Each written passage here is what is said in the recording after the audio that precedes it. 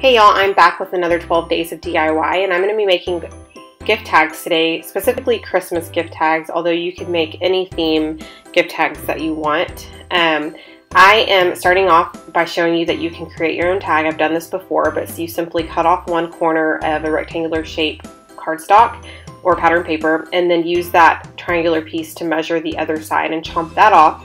And then I specifically have some reinforcements, and basically I just colored it with a Tombow marker, but I'm sure you can use any kind of marker just to kind of give it a pop of red up there, just so it's not like the simple white reinforcement, which I do use a lot, but I just thought that was a fun little addition. And I stamped it with a really cute little car with a kind of a retro car with a tree on top. And then I used a lot of, I'm going to be using a lot of Feed Your Craft stamps. But the wooden stamps are all from Hobby Lobby, so just so that you're aware. The ones that I'm using that are wooden or wood mount are from Hobby Lobby, but the other two stamp sets are from Feed Your Craft. And if they're still available, I'll link those down below. So I'm just going to continue playing around. So on this one, it's a giant tag, and I know a lot of you probably have those giant gifts that are like wrapped in the kind of the wrap or the big bags, that like big sacks or whatever. So I thought this would be a fun tag for one of those. And what I did was I stamped with some really subtle like sea glass blue, and it's really hard to see. So I'm going to go back over that later, so you'll see me work on that. But right now I'm using my embossing powder to simply add a little sentiment. And I'm going to do a lot of these techniques over and over, so don't worry about if you've missed something or you feel like it's going too fast. I will kind of walk you through how I do each one of the techniques. If you want to use embossing powder, and if you don't know what that is, basically it's a powder that adheres to some sort of like sticky adhesive, so you need to use some sort of pigment adhesive or use Versamark ink. And you stamp with the ink, and then you add the embossing powder on top, and then you use a heat tool to set it.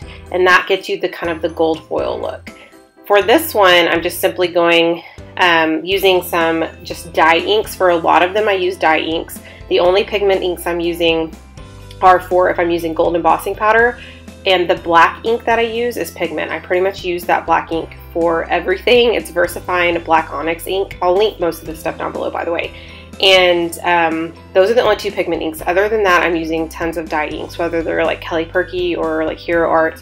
And I'm using, I think, one Stampin' Up! Ink that's super old. I think so. So I'm just going to continue decorating these. Again, I'm just kind of playing around with the stamps and just kind of having fun with placement and creating some giant ones, creating some small ones, and so far I'm really loving the way they look. If you can't see when I stamp something, it's probably because I'm about to use the gold embossing powder, and you'll see that I just sprinkle that right on top, and then I'm going to let my heat tool heat up a little bit. Mine is Stampin' Up! And I got it a while back, but you can use really any heat tool. They sell them at Hobby Lobby and they sell them at Michael's. Or you can order a really fancy one. I think like Simon Says Stamp has really fancy ones. And some of these I'm going to keep super simple. Some of them I am going to jazz up a little bit. Most of them are simple just because that's my taste, but you can really do whatever you want to them. I'm really loving the way they're looking so far. For this one, I'm going to go back to my embossing powder. I love the gold, matching the gold reinforcement on that tag. And I did 2 at a time just so I could kind of prevent from having to get the gold embossing powder out twice, one right after the other. And I'm letting my heat tool heat up, and then I'm going to go right back to heat setting that.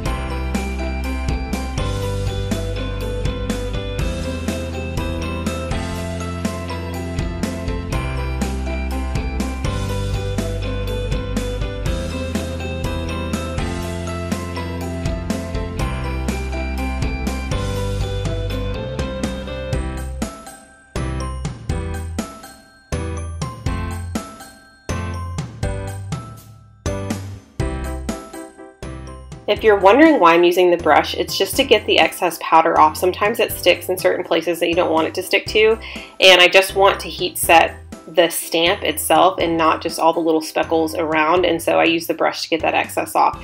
Here's where I go back to that other tag and add the snowflakes to add kind of another layer of blue, just because I just felt like it was too hard to see, and I wanted to be able to see that pop of blue. For this one, it's really simple, a super small tag. I'm just going to stamp a snowflake, and then I'm going to double stamp, do kind of a first and second generation stamping technique on this one, where I add the same stamp twice and without re-inking. And that is pretty much it. I had so much fun creating these. I have a few close-ups here at the end. Let me know if you like them by giving me a thumbs up, and I will talk to you guys very soon. Bye.